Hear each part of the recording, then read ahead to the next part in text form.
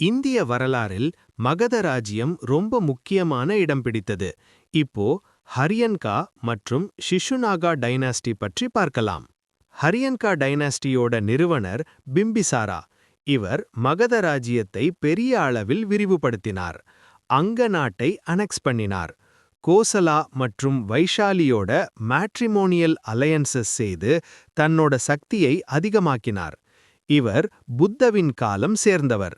மகதாவின் தலைமை நகரம் ராஜ்கிர் அல்லது கிரிவ்ரஜா. அடுத்த அரசனா அஜாதசத்ரு. இவர் தன்னோட தந்தை பிம்பிசாராவை கொள்ளி சிம்மாசனத்தை பிரித்தார். பின்பு வைஷாலி, கோசலா மற்றும் லிச்சவி ராஜ்யங்களை மகதவில் சேர்த்தார்.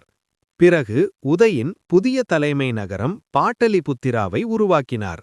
இது பின்னாளில் மகதவின் ரொம்ப முக்கியமான மகாநகரமாக மாறினது. இந்த காலத்தில் புத்திசமை உறுதியாக அமைக்க 4 பெரிய புத்திஸ்ட் கவுன்சில்ஸ் நடந்தன. முதல் கவுன்சில் ராஜகிரிகாவில் 483 பிசியில் நடந்தது. இரண்டாம் கவுன்சில் வைஷாலியில் 383 பிசியில் நடந்தது. மூன்றாம் கவுன்சில் பாட்டலிபுத்திராவில் 250 பிசியில் நடந்தது.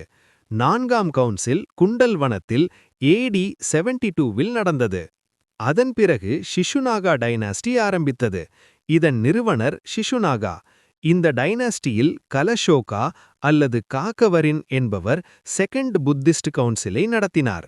இவர்களின் பெரிய சாதனை அவந்தி ராஜ்யத்தை அழித்து மகதவின் அதிகாரத்தை உறுதியாக செய்தது.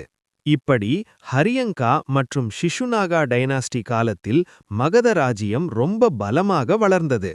ராஜ்கிரியிலிருந்து பாட்டலிபுத்திரா வரை மகதம் இந்திய வரலாற்றில் ஒரு பெரிய சக்தியாக மாறினது.